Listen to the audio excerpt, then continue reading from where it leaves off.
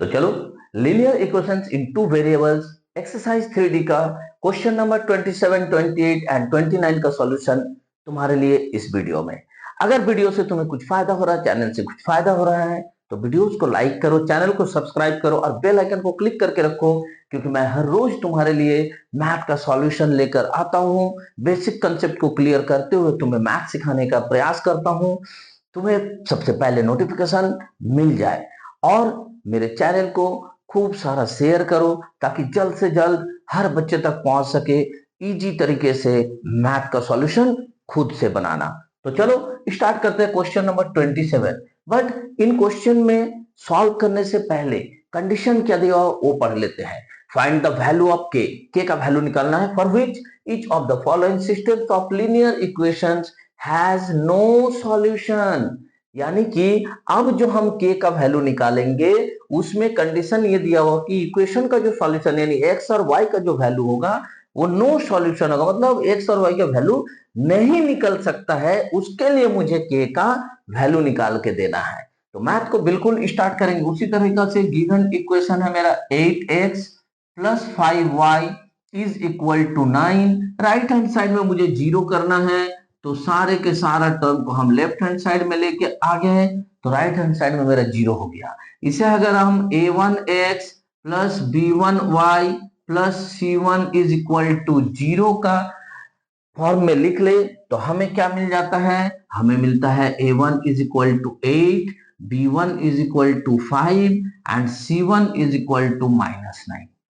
यहां तक हमें कोई प्रॉब्लम नहीं है क्योंकि हम क्वेश्चन नंबर 1 से क्वेश्चन नंबर 26 तक को बनाना सीख चुके हैं।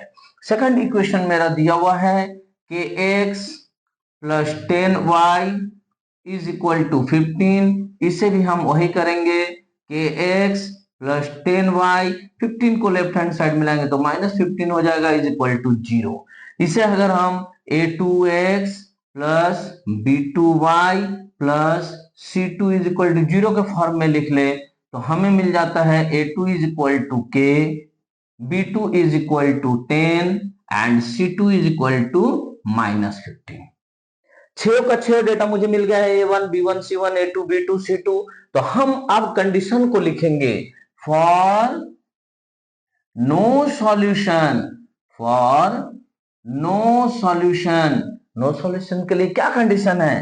कंडीशन है कि a1 by b1 sorry a1 by a2 is equal to b1 by b2 तो होगा, but not equal to c1 by c2 होगा। यही कंडीशन हमारा फुलफिल करता है नो सॉल्यूशन को। तो जैसे मुझे ये कंडीशन मिल गया तो पहला कंडीशन को हम ले लेंगे a1 by a2 is equal to b1 by b2, और यहां हम वैल्यू पुट करके देखेंगे। a1 कितना है 8, a2 कितना है k, b1 कितना है 5 और b2 कितना है 10। तो यहां से हम अगर बाइसियम कर दे तो क्या हो जाएगा 5k is equal to 8 into 10, therefore k is equal to 8 into 10 divided by 5, 5 two जा 10 यानी कि k is equal to 8 two जा 16। तो k का वैल्यू यहाँ 16 निकला, बट अभी तुरंत आंसर नहीं लिखना है तुम्हें। क्यों? क्योंकि सेकंड जो कंडीशन दिया हुआ है उसको भी मुझे फुलफिल करना है। Now b1 by b2 is equal to c1 by c2, ये इज नॉट इक्वल टू होना है। ये हमें प्रूव करके दिखाना है कि b1 by b2 is not equal to c1 by c2, और उसमें भी जो है k का वैल्यू क्या आ सकता है क्या नहीं आ सकता है। आगे बढ़ते हैं, बनाते हुए सॉल्व करते हैं तो तुम्हें समझ में ज्यादा बेहतर आएगा। b1 कितना है मेरा 5, b2 कितना है 10, यहां मैं इज नॉट इक्वल टू दूंगा। c1 कितना है -9 और c2 कितना है -15। सॉल्व करके देखते हैं, ये 5 टू जा 10 कट जाएगा तो 1 by 2 is not equal to, इसे अगर काटेंगे तो 3 3 जा 9, 3 5 जा 15, माइनस माइनस कट जाएगा यानी 3 बाई 5। यस, ये नॉट इक्वल टू है। 1 बाई 2 कभी भी इक्वल नहीं हो सकता 3 बाई 5 का, यानी कि कंडीशन को फुलफिल किया। तो हम लिख सकते हैं therefore for no solution, no solution of given system given systems of equations the value of k will be, कितना आया था अपना वैल्यू 16, तो k will be 16 answer. Got it? Clear? तो k का वैल्यू 16 अगर हो जाए तो इस इक्वेशन का सॉल्यूशन हम नहीं निकाल पाएंगे। तुम चाहो तो वैल्यू डाल के देख सकते हो, a1 b1 c1 a2 b2 c2 निकल जाएगा। उसके बाद x y को निकालने का ट्राई करना, निकलेगा कि नहीं निकलेगा, सही निकलेगा या गलत निकलेगा। तो चलो नेक्स्ट क्वेश्चन को सॉल्व करते हैं। Question number 28। अगर तुम्हें लगता है कि बहुत इजी तरीके से इस चैनल में मैथ्स को सिखाया जाता है तो फिर इस चैनल को सब्सक्राइब करके रखो, क्योंकि मैं हर एक्सरसाइज का हर एक मैथ को इसी तरीका से, इजी तरीका से तुम तक पहुंचाने का, तुम्हें सिखाने का प्रयास करता हूं। तो चलो नेक्स्ट क्वेश्चन को सॉल्व करते हैं। Question number 28। पहला इक्वेशन है k x plus 3y is equal to 3। Second equation है 12x plus k Y is equal to 6। तो दोनों इक्वेशन को पहले हम क्रॉस मल्टीप्लीकेशन मेथड में लाने का प्रयास करेंगे, यानी कि राइट साइड में हम 0 रखेंगे। तो क्या होगा पहला equation, k x plus 3y is equal to 3, therefore k x plus 3y, इस 3 को इधर लाएंगे तो -3 इज इक्वल टू 0 हो जाएगा। यदि हम इसे a1x plus b1y plus c1 is equal to 0 के फॉर्म में लिख दे तो मेरा a1 हो जाता है के, b1 हो जाता है 3 एंड c1 हो जाता है -3। सिमिलरली हम सेकंड इक्वेशन को अपना लिखेंगे 12x plus k Y is equal to 6। तो हम अगर इसको सजा ले पहले 12x plus k y minus 6 is equal to 0, और इसे हम लिख लेते हैं a2x plus b2y plus c2 is equal to 0 के फॉर्म में। तो हमें मिल जाता है a2 is equal to 12, b2 is equal to k and c2 is equal to -6। जैसे ही मुझे 6 का 6 डेटा मिल गया, हम लिख सकते हैं कंडीशन क्या है, for no solution. For no solution हम कंडीशन लिख सकते हैं कि a1 by a2 is equal to b1 by b2 तो होता है, बट नॉट इक्वल टू मेरा c1 बाई c2 होता है। इतना तो अब हम जान चुके हैं ना किस कंडीशन में क्या होता है ये relation a1 b1 c1 a2 b2 c2 के बीच। तो हम पहला रिलेशन को ले लेंगे, a1 by a2 is equal to b1 by b2। यहाँ पे हम वैल्यू पुट करेंगे, a1 कितना है k बाई a2 कितना है 12 इज इक्वल टू b1 कितना है 3, b2 कितना है k। तो इसको अगर हम सॉल्व करें बाई सीएम करके तो क्या मिलेगा मुझे, k square is equal to 36, यानी कि k is equal to under root 36। Under root 36 का मतलब क्या होता है, आइदर +6 और -6। बट अभी मुझे ये दोनों आंसर को नहीं लिखना है, कौन सा आंसर हो सकता है या कौन सा नहीं, या दोनों ही हो सकता है या दोनों ही नहीं, ये मेरा ये थर्ड जो कंडीशन है ये चेक करने के बाद ही पता चलेगा। तो हम लेते हैं सेकंड कंडीशन को, b1 by b2 is not equal to c1 by c2। तो b1 कितना है मेरा, हम वैल्यू पुट करेंगे तो 3, b2 है मेरा k is not equal to c1 कितना है -3 और c2 कितना है -6। तो ये माइनस माइनस तो कैंसिल हो सकता है, तो हम इसको जब बाई सेम करेंगे तो देखेंगे कि 3k is not equal to 3 6 जा 18, यानी कि k is not equal to 18 by 3, यानी कि k is not equal to 6। यहां अगर तुम थोड़ा सा दिमाग भिड़ाओ तो यहां क्या आया, 6 का मतलब +6, और ये नॉट इक्वल टू बोल रहा है। अगर k is not equal to 6 है, that mean k is not equal to 6 होगा। बट ये जो -6 है ये मेरा नॉट इक्वल टू नहीं बोला है, यानी कि k इज इक्वल टू -6 का वैल्यू हो सकता है, और यही करेक्ट है। यानी कि हम लिख सकते हैं therefore k is equal to -6, it will be answer for no solution। कोई परेशानी, कोई प्रॉब्लम समझ में कहीं पे नहीं आया, जिस पॉइंट पे, जिस जगह पे, जिस लाइन पे तुम्हें नहीं समझ में आया है, उस पॉइंट को, उस लाइन को कमेंट सेक्शन में लिख के बताओ।